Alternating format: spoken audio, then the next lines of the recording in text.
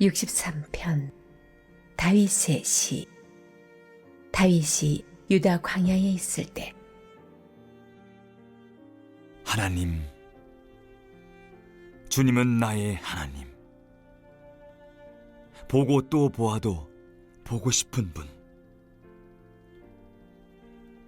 하나님을 향한 허기와 목마름에 이끌려 메마르고 삭막한 사막을 가로지릅니다. 주님의 권능과 영광을 보려고 두 눈 활짝 뜨고 예배 처소에 있습니다. 마침내 주님의 너그러운 사랑 안에 살게 된 이 몸. 내 입술에 샘처럼 찬양이 넘쳐 흐릅니다. 나 숨 쉴 때마다 주님을 찬양하고 찬양의 깃발인 듯 두 팔을 주께 흔듭니다. 최상품 갈비를 마음껏 먹고 입맛을 다시니 지금은 소리 높여 찬송할 때입니다. 한밤중에 잠 못 들 때면 지난 날을 회상하며 감사의 시간을 보냅니다. 주께서 줄곧 내 편이 되어 주셨으니 나 마음껏 뛰며 춤춥니다. 내가 주께 온 힘을 다해 매달리니 주님은 나를 굳게 붙드시고 말뚝처럼 흔들림 없게 하십니다. 나를 잡으려 길을 쓰는 저들 망하여 죽고 지옥에 떨어지리라. 비명 횡사하여 승냥의 무리에게 사지를 찢기리라.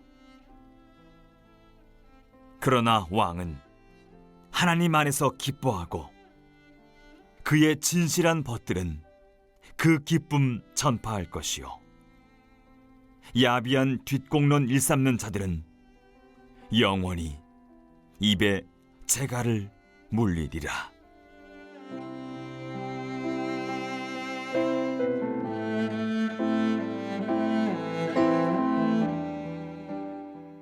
광야에서 앙모하는 찬송 드리는 기억하는 하나님에 대해 묵상해 보시기 바랍니다. 다윗은 하나님이 자신의 하나님이심을 고백하면서 시를 시작합니다. 하나님과의 관계가 기도의 시작점인 것이죠. 그렇다면 다윗과 하나님 관계는 어떤 관계입니까? 우리가 시편 63편에서 찾아내야 할 주제가 바로 그것입니다. 다윗은 물이 없어서 마르고 지치는 땅에서 하나님을 갈망한다 묘사합니다. 이런 모습은 매우 충격적이죠. 광야에서는 물을 갈망하게 되는데 다윗은 오히려 하나님을 갈망하고 있습니다. 광야에서 생명을 유지하는 방법은 물을 찾는 것이 아니라 오히려 하나님을 찾고 그분을 사모하는 것임을 말하고 있습니다. 어떻게 이런 신앙이 가능할까요? 다윗은 2절부터 이러한 신앙의 이유를 풀어갑니다.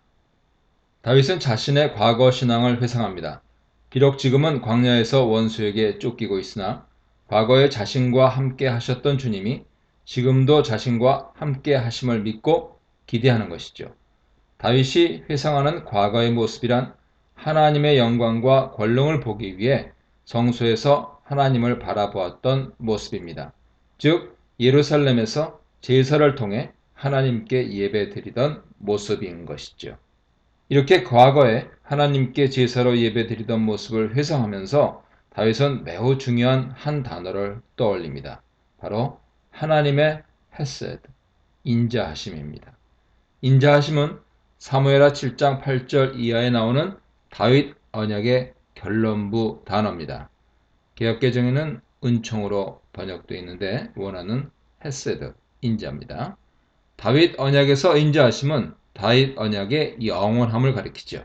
즉 다윗 가문이 비록 실수를 하고 잘못을 범하더라도 하나님은 다윗 가문을 끝까지 지켜주시고 그를 통해 하나님 나라를 건설하겠다고 하나님께서 보장하심을 의미하는 것입니다.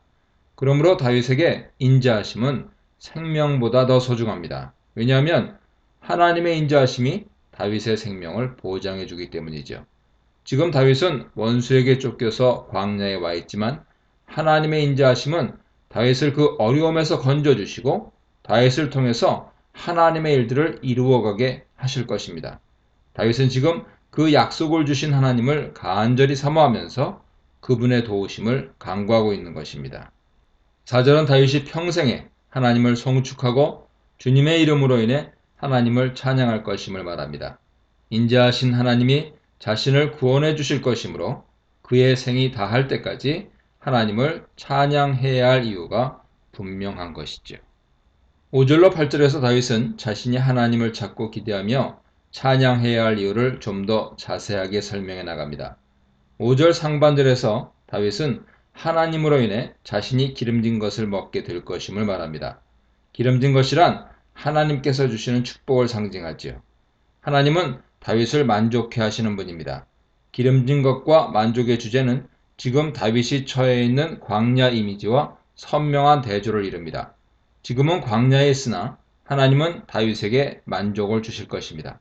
광야는 하나님을 향한 다윗의 사모함과 신뢰를 무너뜨리지 못합니다. 5절 하반절부터 6절까지 다윗은 자신이 하나님을 찾는 모습을 묘사합니다.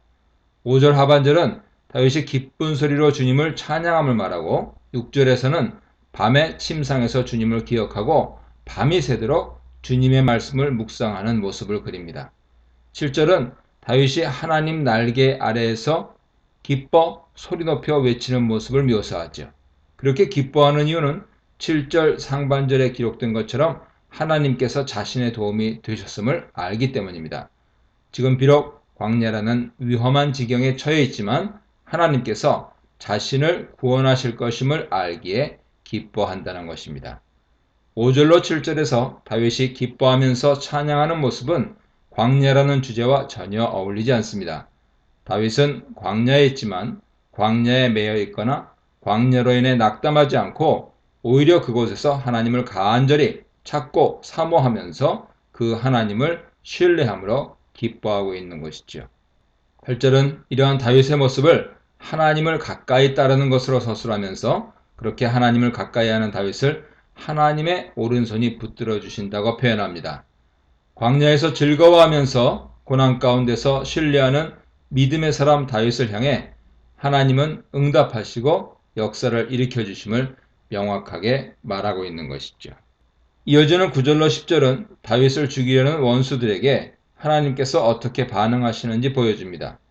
9절과 10절은 모두 상반절과 하반절을 대조하는 구절을 보여주는데요. 다윗의 영혼을 멸하려 하는 자들은 오히려 자신들이 죽음을 당하게 될 것이며 다윗을 칼에 붙이려 하는 자들은 오히려 자신들이 광야에서 승냥이의 먹이가 될 것입니다. 지금은 광야에서 다윗이 죽게 될 것처럼 보이는 상황이지만 모든 일들은 새롭게 전환되어서 오히려 다윗은 살아나고 대적들이 죽게 될 것임을 말하는 것입니다. 광야는 죽음의 땅이 아니라 죽음을 이기는 땅입니다. 그 전환점은 하나님의 인자하심을 기억하고 주님을 기대하면서 찬양하는 신앙인 것이죠. 11절은 63편의 결론으로 1절에서 제기한 문제들에 대해서 해답을 제공합니다. 여기서 왕이란 물론 다윗 자신을 가리키죠. 왜 나라는 1인칭이 아닌 3인칭의 왕이라는 표현을 사용했을까요? 바로 자신의 상황을 더욱더 객관화하기 위함입니다. 1절에서 나의 하나님이여 라는 관계를 표현했다면 11절에서 자신과 하나님의 관계가 왕이 하나님을 즐거워하는 관계임을 서술하고 있습니다. 광야에서조차 하나님을 기대하고 신뢰하고 즐거워한다면 하나님의 구원이 임하게 될 것이라는 사실을 매우 객관적인 관점에서 담담하고 진실하게 그리고 또렷하게 드러내고 있는 것이죠. 11절 하반절은 의인과 악인을 대조합니다. 하나님으로 인해서 맹세하는 자는 자랑하게 될 것이지만 거짓말하는 자의 입은 막히게 될 것이라 말합니다. 여기서 하나님으로 인해 맹세하는 자란 63편 전체에서의 다윗의 모습을 가리키죠. 하나님을 신뢰하고 그의 인자하심을 기대하는 자는 하나님으로 인하여 자랑하게 될 것입니다. 그러나 거짓말하는 자, 즉 하나님의 인자하심을 기억하지 않고 자신과의 약속을 저버리는 자는 그 입이 막히게 될 것입니다. 다윗은 하나님 편에 섰고 하나님을 의지했습니다. 그러므로 광야에서뿐 아니라 앞으로도 하나님으로 인해 즐거워하면서 기쁜 소리를 외치는 감격을 계속해서 맛보게 될 것입니다. 63편은 광야에서 하나님의 인자하심을 기억하며 신뢰의 노래를 불러야 함을 우리에게 가르칩니다. 광야는 절망을 경험하는 곳이 아니라 하나님의 인자하심을 경험하는 곳입니다.